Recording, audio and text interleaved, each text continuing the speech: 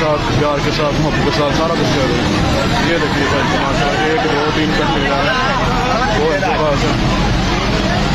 वाजवाब वाजवाब जी, वाजवाब क्या बात है। ये जी सूरत हालात देख रहे हैं ताज़ा तरीन गाड़ी। ये लाइव वीडियो है, लाइव शेयर है, टाइम आप देख रहे हैं। तेरी वीडियो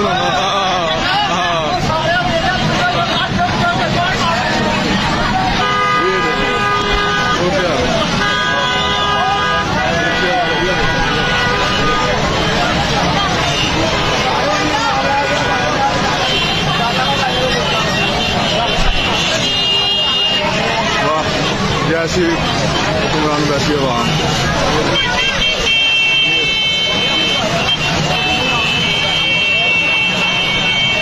ये आपको दिखा रहा हूँ जी लाइव मुनाज़र 203 मनारा फैसलाबाद के।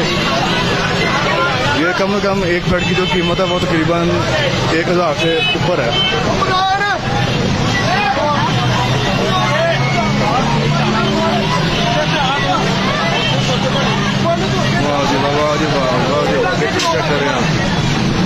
ये देखिए माशाल्लाह सारे भाई बड़ी मेहनत कर रहे हैं, इनके साथ सारा काम कर रहे हैं।